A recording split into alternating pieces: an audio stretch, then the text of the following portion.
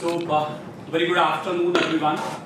At the outset, I would like to thank to the organizing committee for this medicine update. My special thank to Professor Jain sir and Dr. Sanger and Dr. Satish Agarwal and my friends. So next 20 minutes, I am going to talk about this very important topic which we see in the day-to-day practice. Because I am a clinician, my presentation is totally based on the clinical practice. Like you are sitting in an OPD, is suspecting the patient of pneumonia, how to approach, how you can change your practice.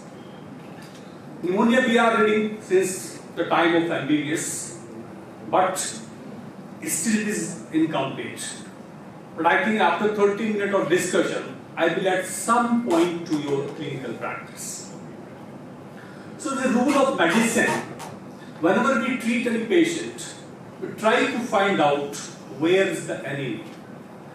Because only that we can optimize the treatment.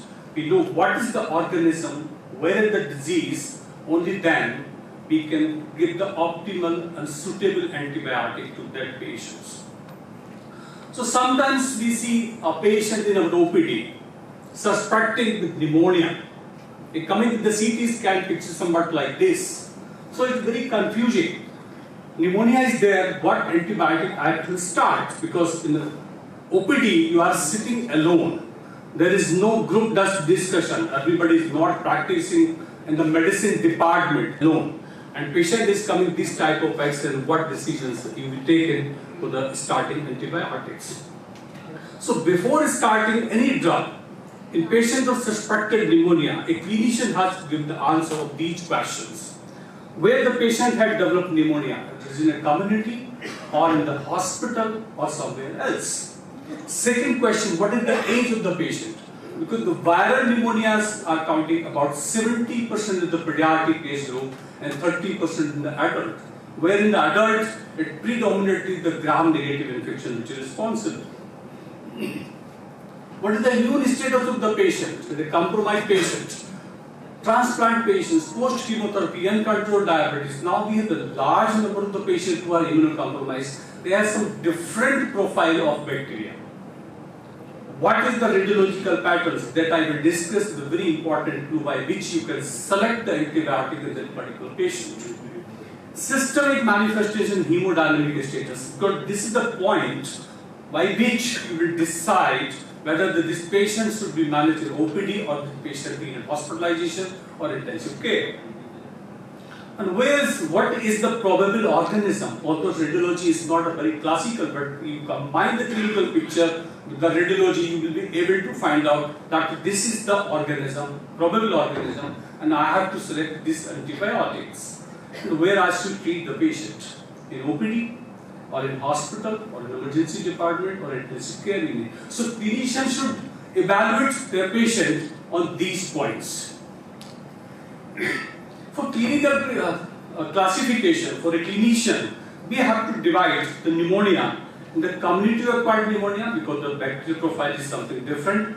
Hospital-acquired pneumonia, ICU-associated pneumonia, the ventilator-associated pneumonia, pneumonia in the immunocompromised patient because nowadays we see the large number of patients with liver transplant, lung, kidney transplant, and other bone marrow transplant and immunosuppressive patients. Patients may have some non-infective pneumonia as well. So coming to the most practical thing, that is community-acquired pneumonia, that may be bacterial, may be viral or atypical. So clinical presentation is virtually same. It's very difficult to differentiate. Most of the patients, they come with the fever, dry cough, and the sign of pleuritis may be present if the lesion is present in the subpleural space. Sometimes hemoptysis, but it's not very common. Tachycardia and tachypnea is the common findings. Chest findings depend upon the severity of pneumonia. Most of the time when you put your stethoscope, you are not getting any sign because the lesion is present in the center of the lung. So look for the age. In pediatric age group, the most of the pneumonias are the viral pneumonias. In elderly patients, because the immune system is not strong, the patients have more of systemic symptoms. So pediatric age group and the advanced age, the both spectrum of the disease or age, the presentation of pneumonia is similar. In pediatric age group, child is having systemic symptom, and elderly patients, they also have a systemic symptoms. So remember that 40% patient of pneumonia in elderly, they are coming the poor intake. They are not having the history of fever. So it is very, very important to understand. Systemic symptoms are dominant in this group of the age. They coming with the poor intake with general weakness. And thirdly, when you do the X-ray, you will see that the pneumonia is there. I mean, in pediatric case and elderly, the presentation is more of non-pulmonary presentation. You must be aware of that. Many times the patient comes with the altered sensorium. It is hyponatremia, and the cause of hyponatremia is the mycoplasma pneumoniae. On X-ray, you will not get any presentation. After the 5 and 6 day, you will see that the infiltrated region. So first presentation of mycoplasma pneumonia and elderly is altered sensorium. This slide is basically I made with the experience of my teacher, my professor B K Khanna, when I was a resident. He used to ask for selecting the antibiotic because at that time the culture facility was not available immediately. It will be available after 72 hours. Just see the color of his sputum. That is the third eye of a great physician. And just by seeing the color of his sputum, he will say this is Klebsiella, this is Acinetobacter, this is Pseudomonas, this is tubercle. And I appreciate that most of the time his decision was right. When we received the culture report, he said this is Pseudomonas. When we received the report after the 3 days or 4 days, it was Pseudomonas. He was so specific. If you to collect the sample from this site, you will get the AB positivity. That was the observation of 50 years of that man. So I made this slide based on his experience. So whenever you see the patient in your OPD or you are admitting the patients in intensive care or in your emergency department or hospital, just collect the 24-hour sputum and see it. What color of the sputum is this? Or most of the patients, they are coming with the phone with the photographs of East Ranka sputum. So that is very, very important to take the decision. So if this, we have pointer please. Can you take a point? Point ahead. So Klebsiella is quite common. So if we have this jelly-like color, it's very, very pathetic mnemonic of the Klebsiella pneumonia. Sometimes we get confused with the hemoptysis, but this is not hemoptysis. Rusty color, the commonest organism in community is Streptococcus pneumoniae. Pseudomonas, the green is yellow color. They are very, very specific to that particular organism. So just by seeing the color of the sputum, you will say that this patient is having Pseudomonas and you have to plan the antibiotic accordingly. And tubercular or the fungus, it is dark brown color. So it is a very important learning point. So do not ignore this informative finding for suspecting the culprit organism, and this will help in selection of empirical antibiotic, because the first 3 days antibiotic is the most important step in management of pneumonia. That's why this slide is very, very important. So laboratory evaluation is not very important, and most of the patients, they have high TLC. Low TLC present in the staph aureus. It's one variant of the staph. Sometimes we get the very toxic patient, but the counts are less and they are having the community-acquired pneumonia. This is the staph variant, Penton Ballantine lucidity. It's a very virulent organism. The lung can be cavitated within 2-3 days. In this condition, the TLC will be low. And most of the times in bacterial infection, PCT is high. That is the one point by which we can differentiate whether the patient is having atypical pneumonia, viral pneumonia, or it is bacterial pneumonia. Radiology, definitely the X-ray test and CT is very, very important. Microbiological test is not very suggestive of positive organism, or we are not doing routine practice unless the patient is having non-resolving pneumonia. So coming to the radiological presentation, X-ray is always the first investigation of choice. So radiological findings are suggestive of likely organism. there is no single finding in the CT chest which is pathognomonic of that organism. It is suggestive. So your clinical findings, history and finding of the radiology, maybe an actual CT scan, then you can suspect this is a probable organism. CT scan has a very high specificity and sensitivity for making the diagnosis of pneumonia. CT scan gives the extra information about the disease, especially if your patient is not responding after the third day. It means there is some complication inside the lung which you will not pick up in the X-ray. In that condition, the CT scan can be done. You can see here. The X-ray virtually seems to be normal, but when you see the CT scan, the ground glass opacity is present, the subpleural space that is very typical of the viral pneumonia which we have seen in the large number of patients of the COVID. Here you can see the patient of pneumonia is not improving. You are suspecting this is pneumonia which is not resolving. When you do the CT scan, you see the ancestor empyema over here.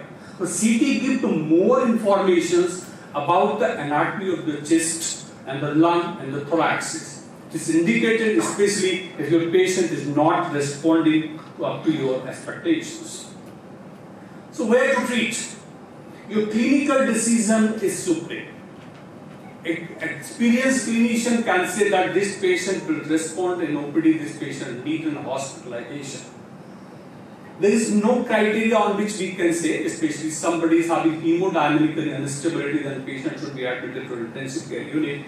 This is one score which we practice. This is called as curve 65. If a patient is having confusion, VUN is raised, respiratory rate is more than 30, blood pressure is less than 90, age is more than 65. If the 2 points are present, need hospitalization. If all three are present, the patient needs intensive care unit. If 1 point is present, you can manage the patient in OPD. But this is secondary to your clinical decision. That is most important decision to be taken by a clinician. So coming to this organism specific, Streptococcus pneumoniae is the commonest organism in the community in all age group, and this causes lobar pneumonia. If there is single lobe consolidation in a young patient or any age group coming with a high grade fever, suspect this is lobar pneumonia. An important thing is, now after giving the antibiotic, there will not be any scar, no necrosis. This is the quality of this organism. So pneumococcal conjugate vaccine and pneumococcal polysaccharide vaccines and can prevent to some extent the streptococcal infection. So this is the only pneumonia which can be prevented by vaccine. That's why we have to promote the vaccination, because this is the most common organism in the community. You see the CT scan or X-ray, most of the patients you see the dense consolidation here, the medial segment of the middle lobe. This is only found in patients of streptococcus pneumoniae. You see again one very important point, you see the dense consolidation, virtually no air bronchogram sign, but the bronchus is patent. It's a very important sign of the streptococcus pneumoniae. Just seeing with this sign in X-ray or CT scan, you can simply start an augmented drug, because the most of the streptococcus pneumoniae, they are sensitive to the penicillin. So penicillin is the drug of choice. What we practice, amoxicillin plus clavulanic acid combinations. Most of the patients, it doesn't require an injectable antibiotic, whatever the extent of pneumonia. Third generation cephalosporin is the second drug of choice, because if somebody is having registered streptococcus, even then, third generation cephalosporins are able to kill this bacteria, because the mechanism of resistance is not the production of ESBL, it is a protein binding, penicillin binding protein defect. So third generation cephalosporins are effective. Fluoroquinones, but we are not using routinely because of the high incidence of the tuberculosis in India. Vancomycin and these fluoroquinones are used critically ill patients. When the patient needs hospitalization, because there is a possibility maybe a case of resistance. Lanozolate can be used in these patients, but the drug of choice in OPD patients is plain amoxicillin. The second organism is staph. It's a very notorious organism, and this is one of the variant of this staph, which is found in the community, not in the hospital. but it is more dangerous than the hospital-acquired infections. The rapidly progressive pneumonia. First day you see only there is one consolidation, second day you see the capitation, third day you see the bilateral empyema. If the disease is progressing so fast, it means we are dealing with staph infection until proven otherwise. It's a highly virulent organism, multiple microabscesses formation in the CT scan within 48 hours, and most of the lung parenchyma get necrosed and liquefied with very high incidence of pneumothorax. Like this patient is suffering with staph pneumonia. You can see that the dense consolidation this side with the pneumothorax. We put the tube on both the sides. At least 1.5 liter pus came out from both the sides. So it's a very fast growing pneumonia. In 48 hours there is a cavitation, necrosis, pneumothorax. Second is this is one bacteria, staph. Most of the pneumonias are inhaled by inhalation, but in pediatric case, this is one organism which causes pneumonia by hematogenous spread. Why I put this slide? Because many times we see the child is having pain in the back. It is septic arthritis, and the fourth day they start having the breathlessness, and this is hematogenous spread of staph infection, what we call septic emboli, and this is a pathognomonic sign of septic emboli, what we call as feeding vessel sign. You see, this is the subpleural consolidation which is feeded by the blood vessels. So this is called as feeding vessel sign. It is the sign of septic emboli. If you repeat the CT scan after 3-4 days, you will see the cavitation. So very specific to this staph pneumonia. So penicillin will again the drug of choice in most of the patients who are methicillin sensitive organism, but intravenous vancomycin is the drug of choice of methicillin resistant organism. Although we have some other options like reticoplanin, clindamycin, lanazolate. One word I want to say about the lanazolate is very commonly used nowadays, but remember the three important toxicity of this drug. This causes metabolic acidosis, significant number. We admitted this patient of pneumonia, started lanazolate, the patient will start deteriorating because of metabolic acidosis. That is not because of the sepsis, because of the lanazolate. And fourth day, many patients they have thrombocytopenia.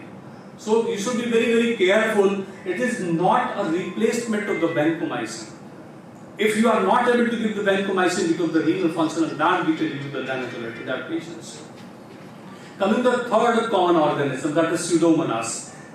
It's typically greenish sputum. The quality of this organism is never affect the normal lung. There must be some damage, structural damage in the lung, maybe in the case of the post-tubercular fibrosis and bronchitis, like in this case, in the two cases I have. The cystic bronchitis every time admitted with the Pseudomonas infection. So somebody is having advanced COPD with bronchiectatic changes, the commonest organism, the Pseudomonas, and it's a challenge for the clinician to eradicate this organism because it's not possible to eradicate this organism. And sometimes we hospitalize these patients. It's a very classical sign of erythema gangrenosum. It's a pathognomonic for the staph sepsis. Somebody is admitted with the pneumonia in a structurally diseased lung, and you find this lesion over the skin. You are dealing with the Pseudomonas until proven otherwise. So these are the clinical signs on which we can plan the strategy of antimicrobial in that particular patients, because getting the culture, only 30% patient after 72 hours is not justified for these patients. We have to optimize antibiotic therapy as early as possible. Now coming to the atypical pneumonias. Atypical pneumonia, there are 4 common organisms. The commonest one is the Mycoplasma pneumonia. So remember, this is the one organism which got more of the systemic manifestation rather than the lung manifestations. Suspect on the basis of the clinical radiological picture. There is no test available which can confirm the Mycoplasma legionella infections. X-ray most of the time the diffuse patchy ground glass opacity. More important, because these organisms are intracellular. That's why your all beta lactams are not working. So it's a dictum. Whenever you see in a patient with bilateral infiltrates, hyponatremia, change in mentation, suspected is atypical pneumonia, always add clarithromycin or azithromycin to your armamentarium.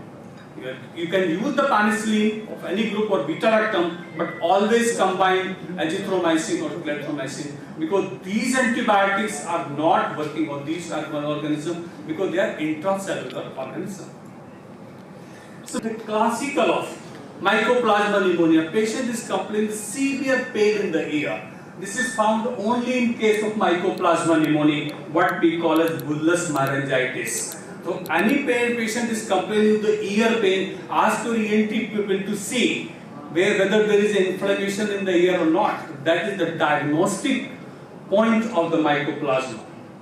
So many patients, they have encephalitis, uveitis, iritis, myocarditis, and bradycardia. They are the only two pneumonias where there is bradycardia is present. One is the mycoplasma, sometimes in case of the pseudomonas as well. Pseudomonas is very notorious. There will be bradycardia, patient may be toxic, and PCT will be normal. So normal PCT, bradycardia, pseudomonas may be the organism. So these are learning points. And these are the skin lesions which we see in some of the patients, and the elderly patients, they present the change in the mentation. If there is a triad of this, no need for any investigations. Your patient is suffering with mycoplasma pneumonia. Coming to the Legionella again, Legionella is not very common, but this is one organism which causes a hospital-acquired pneumonia, atypical pneumonia. Atypical pneumonia is not found in the hospital, but this is one organism which can cause them in the hospital like patient, because these organisms reside in air condition and others hot water system. And I am reading one article, how your air condition can kill you. So this is the one organism, Legionella. Legionella is one organism which is spread from the air condition. So many times what happens, when you take a history, somebody will say that I have stayed in that hotel for the last 5 days or 6 days, and they have their exposure to some places where the hot, humid atmosphere was there, the Legionella may be the culprit. Now coming to the viral pneumonia, how much time I have? 5 minutes. So influenza pneumonia is very common. Most of the patients, they present with the upper respiratory tract infections, then they have a co-infection with the Streptococcus pneumoniae, that is the commonest organism which causes pneumonia and influenza infection. So in clinical study, about 50% pediatric age group, they are having the viral pneumonia, but the elderly it is relatively less. And very important, most of the patients, they have same day symptom of a respiratory tract infection, fever. Then there is the relapse of the fever again. This is the course of the disease, because this is a co-infection. This influenza virus acts as a carrier for the Streptococcus. So patient develop co-infection, but the pneumonia develop after 7 days. So first 7 days there is upper respiratory tract infection, then no fever, then they develop the fever. This is because of the Streptococcus pneumoniae, and most of the patients, they have very high mortality in these patients, because the immunity is compromised because of the influenza, and which is again compromised because of the Streptococcus pneumonia. So viral pneumonia, the radiology is not very classical. You will get a very particular type of presentations in the CT scan, in the good quality CT scan. There is no pathognomonic sign radiology by which we can differentiate. But in varicella pneumonia, why I am presenting this slide, it can occur in the pediatric age group, it can occur in the adult. Mortality in the adult is 3 times of the pediatrics. बच्चों में varicella pneumonia is not causing the complication. If it is occurring in the adult, the mortality is very, very high. How you can suspect? If you see the lesion like this, and the presentation is like an biliary tuberculosis, and this is the only pneumonia where you will get some calcification and the lung parenchyma. So it is very, very specific sign for the diagnosis of the varicella pneumonias. COVID, we have seen the large number of patients in the last 3-4 years. You can see the subpleural ground glass opacity, very classical for this varicella pneumonia. Again, is a learning point. If any CT scan is having cavitation, this is not atypical pneumonia, this is not viral pneumonia. Remember that. if there is a cavitation like this or consolidation like this, it cannot be viral pneumonia, it cannot be atypical pneumonia. This is secondary infection because of bacteria, or it may be invasive mycosis in our patients. So whenever you see the cavitation, don't consider it as viral pneumonia. Always start and good quality of antibiotics. Now coming to pneumonia in immunocompromised patients, because now we have large number of patients of renal transplant, hepatic transplant, bone marrow transplant, they are coming, and the commonest complication is pneumonia. So cytomegalovirus pneumonias is most of the time the misdiagnosed, late diagnosed, especially in the renal transplant patients. Because the patient is on multiple immunosuppressive drug, they are coming with the dry cough and you will not get anything in the X-ray, and many times we get confused with the biliary tuberculosis. The picture is somewhat like this. This is one paper I have presented. There is one patient who admitted 3 times in the post-COVID, having the pneumonia. We thought that maybe again COVID, but it was a case of varicella CMV, cytomegalovirus. It's a very typical presentation in the air in the mucosa of the intestine and the ground glass opacity. So it's very typical of CMV, cytomegalovirus. So do not miss this diagnosis. So any immunocompromised patient coming with a hypoxic failure, ground glass opacity, both sides without cavitations, you are dealing with the CMV. This is again, it's a new virus which is found in the significant number of the patients, especially in the patients who are immunocompromised, like in the renal transplant and the hepatic transplant. And one of my patients is the owner of the medical college, the post-transplant patient admitted with the respiratory failure, did the bronchoscopy and found in the case of the human metapneumovirus, the misdiagnosed most of the time. But this is not rare in India, it's quite common. Infection in Indian patients. Coming to the fungal infection, again in immunocompromised patients, these are the side group patients. They present most of the time with chronic necrotizing aspergillosis, multiple thick wall cavitation. Multiple thick wall cavitations. But the radiology is very, very important for making the diagnosis of fungal pneumonia. You see, this slide is very important. You just see the 2 signs. This is called as halo sign, this is called as reverse halo sign.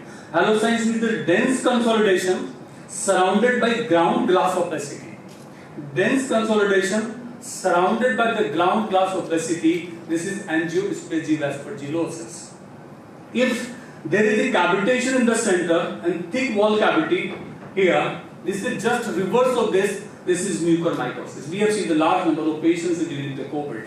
So halo sign suggestive of aspergillosis, and this reverse halo sign suggestive of the mucormycosis. It's a very, very important sign for the clinician which you can pick up in your OPD, right? So whenever you see a sign like this, this is also kind of word nest sign, Chidiya ka ghosla.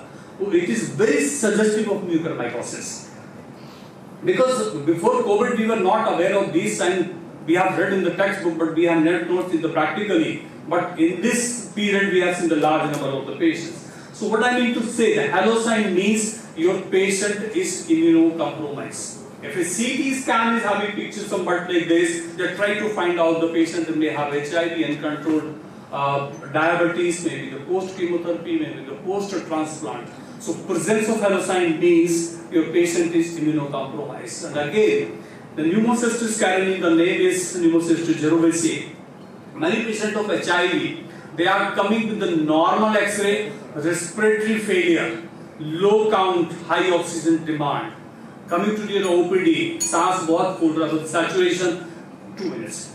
So this is typical of pneumocystis carinii, but if you do the good quality CT scan, HRCT, you will find the multiple nodules, and if you do the HIV test, you will see this is HIV positive.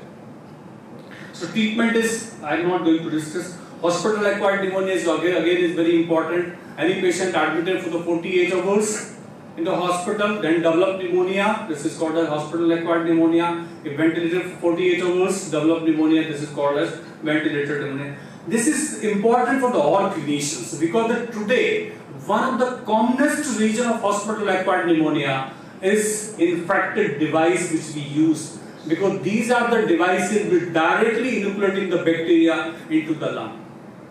If you go to the small nursing home, just take the culture from this mask of this BiPAP machine of the nebulizations, in 50% cases you will get the bacteria. And it is proved that, and more than 50% patients, they are having the multi-drug resistant organism.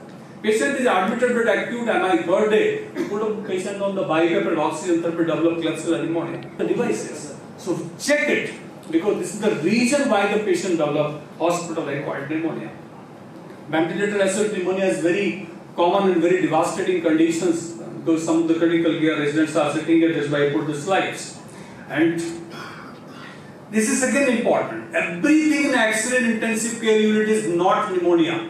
This is a proven fact. If you see the shadow in the X-ray and you make a diagnosis of pneumonia, only 50% times you will be right. If you do the autopsy of this patient, it will be non-infective. So everything in X-ray is not pneumonia in intensive care unit. For making the pneumonia in intensive care unit, we have to evaluate these poor patients for 3 points. So whenever there is after improvement, 48 hours, if the patient starts retreating, means there is a tachycardia, there is a temperature, increased oxygen demand. Something has happened inside the lung. This is called as ventilator-associated pneumonia.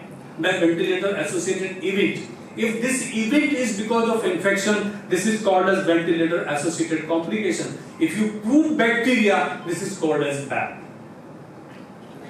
So why it is common on the left side? So again, a very practical point. Ventilator-associated pneumonia is more common on the left side because of the 5 regions. Because the retrocardiac area is not visible in the X-ray. We are not doing the CT scan every day. We are doing the X-ray, so we miss the diagnosis. Not visible in the X-ray. Left lower lobe bronchus is extraparenchymal.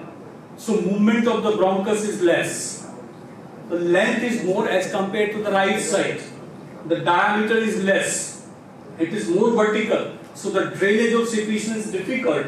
It is elliptical because of the weight of the heart. So the drainage of the secretion is difficult. And nobody auscultate on this area, you see. I have not seen even a single clinician in intensive care unit who is auscultating the patient from both the sides. It is a routine protocol. The consultant is standing on the right side and auscultating on the right lung. If you auscultate the patient from the left side, you will go up to the apex. You cannot go up to the axilla. So it's a very practical problem. And most of the times we never auscultate the retrocardiac area because that is the area where the pneumonia develops. So learning point is, if you are practicing in the intensive care unit, if you are practicing in indoor, must auscultate that area because that is the commonest area for development of pneumonia. Why it is important? Because the 3 culprits, whatever the hospital you have in all over India, intensive care unit, developing pneumonia, these are 3 culprits: Klebsiella, Pseudomonas, Acinetobacter. Percentage may be different, but the organism will remain the same. It is important to understand because you have to plan the strategy. Because these bacteria are not only resistant, they are multi-drug resistant. They have extra power. You need a good combination of antibiotic. That antibiotic selection depend upon your local flora, what type of organisms you have in your intensive care unit, what antibiotic patient has received, and what is the probability of probable organism. So last slide. Now we have the answer of all these 7 questions. You have to ask where you have developed the pneumonia, what is the probable organism, whether the patient is hemodynamically stable or not, what is the radiological presentation. Then you have to select the antibiotic, whether it is indoor and out. Thank you very much. Thanks. Thank you, sir, for a very enlightening and informative presentation. And due to time, थोड़ा late Now I request a speaker. रोक रखना है I respect I request a renowned chess physician of our town. ठीक है Request to kindly felicitate head of department of वो कर कुछ थोड़ा क्लिक करके लेना है 3 4 and kindly do honor to Dr. Shrey. We are really thankful to Dr. wait A K Singh for sharing such a wonderful time. Now the lunch time, ठीक है and the lunch time will be